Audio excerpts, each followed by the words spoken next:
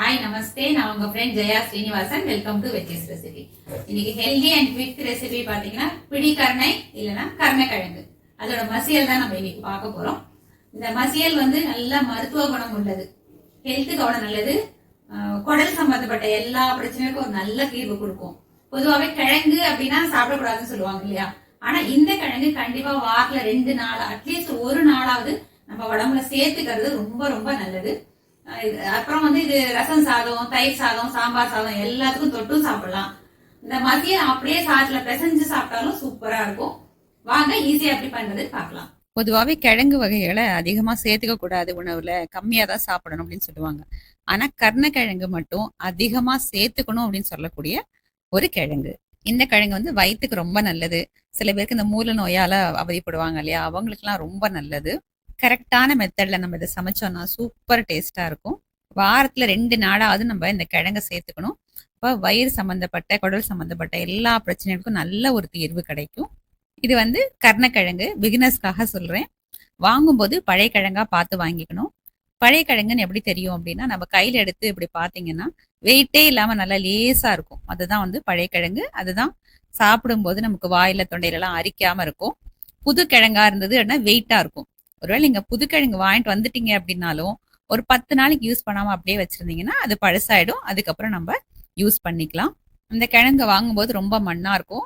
தண்ணியில ஒரு 1/2 மணி நேரம் போட்டு வச்சிட்டீங்கன்னா மண்ணு ஃபுல்லா போயிடும். நல்லா வாஷ் பண்ணி எடுத்துக்கணும். நான் இப்ப அது மாதிரிதான் எடுத்துட்டு இருக்கேன். குக்கர்ல ஒரு டம்ளர் தண்ணியை ஊத்திட்டு இந்த கிழங்கையும் போட்டு ஒரு 3 விசில் வர்ற வரைக்கும் நம்ம வேக வச்சு எடுத்துக்கலாம். 3 விசில் நல்லா அரை வச்சாச்சு. பாருங்க, கிழங்கு நல்லா சூப்பரா வெந்திருக்கு. இதை நம்ம ஒரு பிளேட்ல எடுத்துக்கலாம். எல்லா கிழங்கையும் நல்லா தோல் உரிச்சிட்டு இந்த மாதிரி சாஃப்டா மசிச்சு வச்சுப்போம்.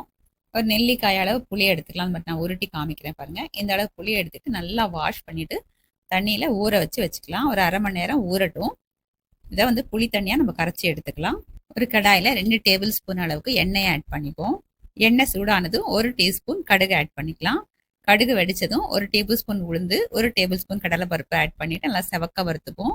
2 காஞ்ச மிளகாய் ஆட் பண்ணிக்கலாம். ஒரு 4 பச்சை மிளகாயை கொஞ்சம் பெரிய பெரிய பீஸா கட் பண்ணி ஆட் பண்ணிட்டு இதையும் நல்லா வதக்கிப்போம். இந்த மசியலுக்கு காரமே இந்த பச்சை மிளகாயும் காஞ்ச மிளகாயும் தான். பெருங்காயம் ஒரு 1/4 டீஸ்பூன் ஆட் பண்ணிக்கலாம். கருவேப்பிலை கொஞ்சமா ஆட் பண்ணிட்டு எல்லாத்தையும் நல்லா வதக்கிப்போம். 1/2 டீஸ்பூன் ஜீரகம் ஆட் பண்ணிட்டு நல்லா வதக்கிக்கலாம். 2 கப்பு புளித்தண்ணியை கரைச்சி ஆட் பண்ணிடுவோம். 1/4 டீஸ்பூன் மஞ்சத்தூளை ஆட் பண்ணி நல்லா மிக்ஸ் பண்ணிடலாம். புளித்தண்ணி பச்சை வாசனை போற வரைக்கும் நல்லா கொதிக்கணும். புளித்தண்ணி நல்லா கொதிச்சாச்சு. நம்ம வேக வச்சு மசிச்சு வச்சிருக்கிற கருணைக்கிழங்கை ஆட் பண்ணிடலாம். இந்த கருணைக்கிழங்கு பேஸ்ட்டையும் இந்த புளித்தண்ணியும் நல்லா கரண்டியால மசிச்சு விட்டு நல்லா மிக்ஸ் பண்ணிடுவோம். இந்த கருணைக்கிழங்கு மசியலை நல்லா பிளெயின் ரைஸ்ல மிக்ஸ் பண்ணி சாப்பிட்டாலும் நல்லா இருக்கும். இல்லை தொகையல் சாதம் அந்த மாதிரி அதுக்கு தொட்டு சாப்பிடவும் நல்லா இருக்கும்.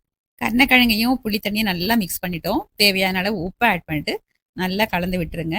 டேஸ்ட் பண்ணி பாருங்க. உப்பு எதுவும் கம்மியா இருக்குனாலும் நம்ம ஆட் பண்ணிக்கலாம். காரம் ஒரு வேலை கம்மியா இருக்கு அப்படின்னா நீங்க கொஞ்சமா சாம்பார் பொடி வேணாலும் ஆட் பண்ணிக்கோங்க. எனக்கு எல்லாமே கரெக்டா இருக்கு, பர்ஃபெக்டா இருக்கு.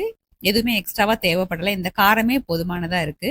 2 நிமிஷம் கொதிச்சதுக்கு அப்புறம் பொடியா கட் பண்ணி வச்சுக்கிற கொத்தமல்லியை ஆட் பண்ணிட்டு அதையும் நல்லா மிக்ஸ் பண்ணி விட்டுறலாம். கருணைக்கிழங்கு மசியல் ரெடி ஆயிடுச்சு. ஸ்டவ் ஆஃப் பண்ணிட்டு ஒரு மூடியை போட்டு மூடிடலாம். சர்விங் பவுலுக்கு மாத்திக்கலாம். இந்த ட்ரெடிஷ்னல் மெத்தட்ல கருணைக்கிழங்கு மசியல் சர்விங்க்கு ரெடி. ஹெல்தியான இந்த மசியலை கண்டிப்பா பண்ணி பார்த்துட்டு எப்படி வந்து கமெண்ட்டை சொல்லுங்க.